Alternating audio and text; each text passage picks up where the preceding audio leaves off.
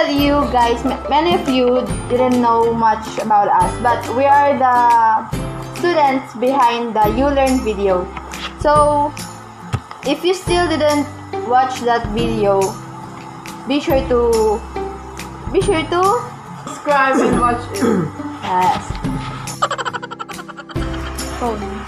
So for today, we will do a mukbang. Just a little mukbang. So, and we will be answering, at the same time, we will be answering your questions that you sent. A random question, and we will try to answer that. Questions will be about array and linked list. So, let us first introduce ourselves. So, I'm Karen. I am a computer engineering student. Amira, computer engineering student. Pamela, computer engineering student. MJ, computer engineering student. So, let's first make all the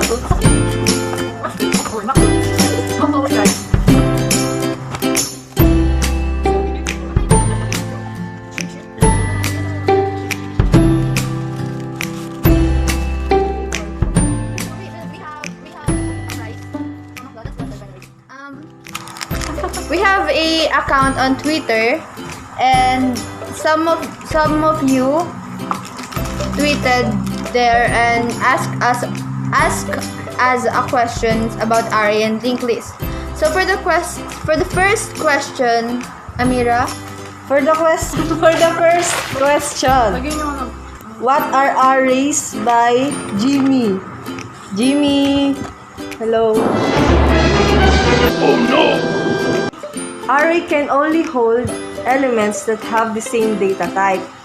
Meaning, but array is the most easy type of data structure.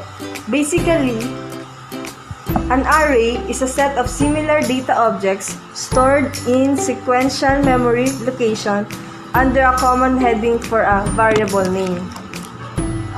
Array is also similar to list. yes. So I'll have an additional information about array. So did you say that array has a big size? No, not yet. So, array has a big size and required to be declared prior. By accessing its elements, it is direct or random access, and you should specify the array index or subscript. Even though the insertion and deletion of element is low and relatively a shifting is required, for searching, it can be done through binary search and linear search, unlike linked list, who is only for linear searching. Does that mean that array is better than linked list? We'll see about that when we discuss about it.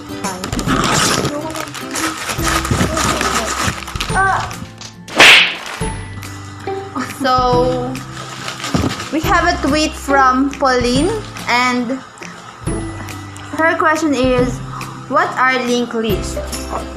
So we also have an answer for that. So, Pamela, can you read the answer?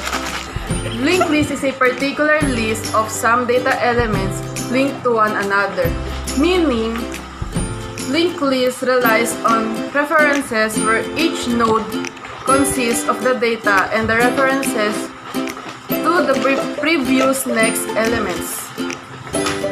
Unlike array, linked list is not restricted to size and expand and contract during execution. It is the best for the program whose data is dynamically growing. Yes, it is a linear searching only, but it is easier, faster, and efficient when it comes to insertion and deletion of elements. So, we can say that linked list and array are almost the same because they both hold data, but they have different characteristics based on what we've said.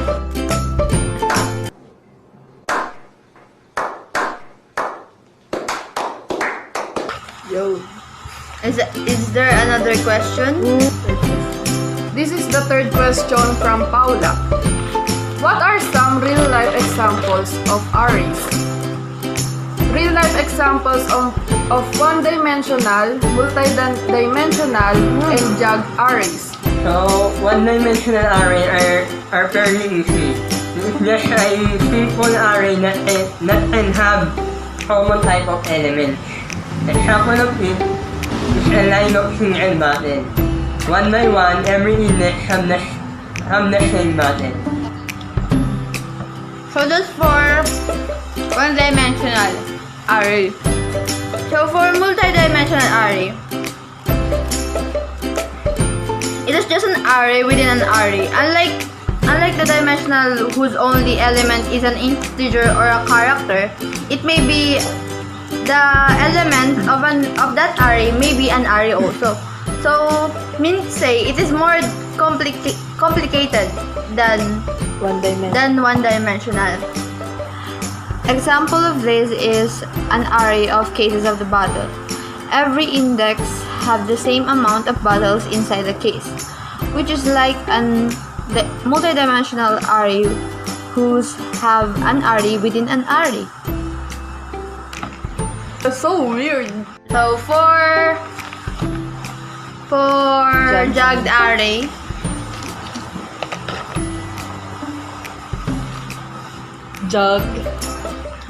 Jagged array or rag array is an array of which the member of arrays can be of different sizes and producing rows of jagged arrays when visualized as output. example of jagged array is like a line of cases of bottles, but they don't have the same amount of bottles inside. So we can say that if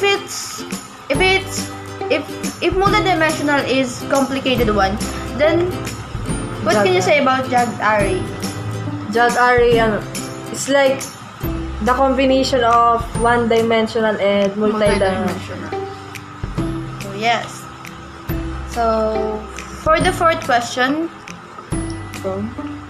can you read the fourth question? For the fourth question from Yesha. What are some programs you've written which have made use of linked lists? What were the usual errors encountered? Do you prefer arrays or linked lists? So I will answer that question for us because seriously speaking and honestly speaking, we didn't even use linked list before. We are only familiar on arrays, yes, because it is like a list that we use for object-oriented programming.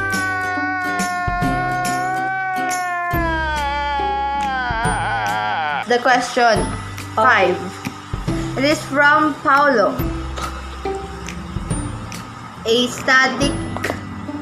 What is a static and dynamic array, and how can you explain that in real life example? First of all, static array. Static array. Static array is the most common form of array that we use. It is the type of array whose size cannot be altered. Example of it is the number of your friends in Facebook, whose size cannot be altered. The maximum of it is 5,000 friends. If you reach that, you cannot add or accept friends anymore. Dynamic array is able to change its size during program execution. It is used when programmer does not know which data will he or she enters at the given point. Example of it is your phone contacts. You can add match contacts whenever you wanted to, without worrying their limitations.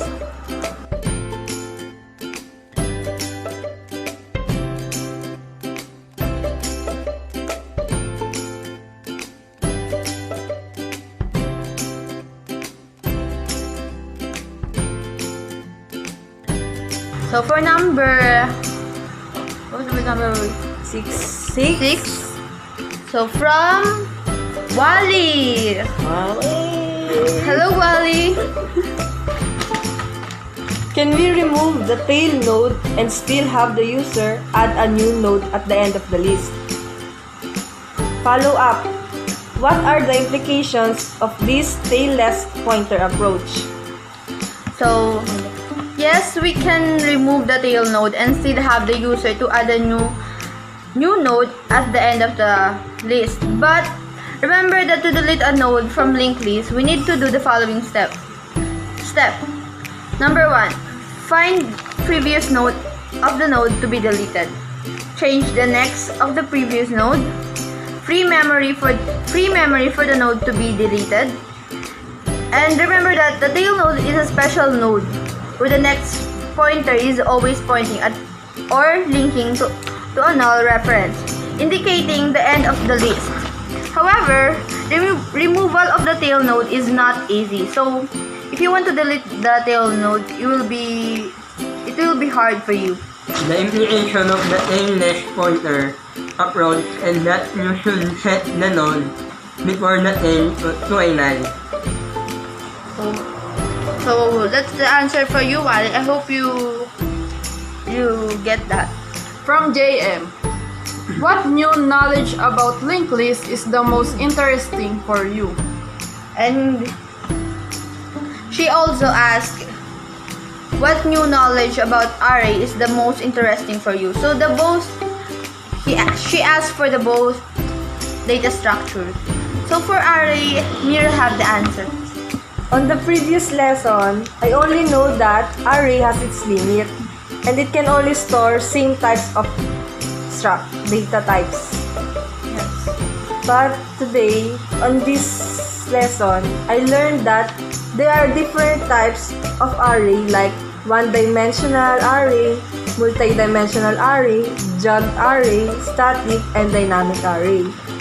Since we have a knowledge about arrays before, I am more proud of my learnings about linked list because I didn't know that it have a type. Yeah.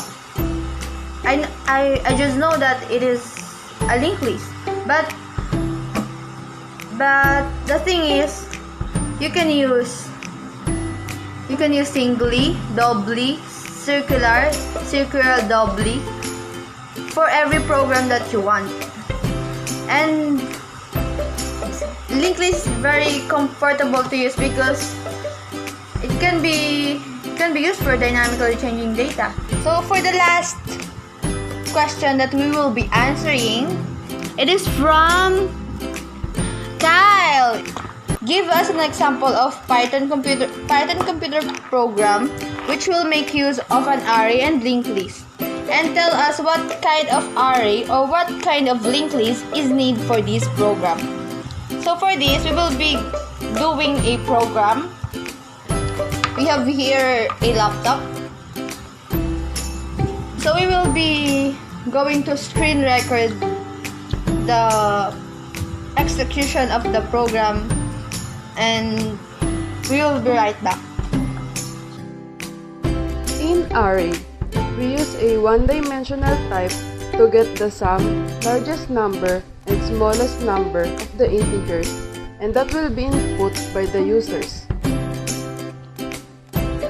In linked list, we use the type of singly linked list whose element link to each other. Using DQ as a replacing valid options, DQ also used if you want to insert at the beginning or in the end of the list.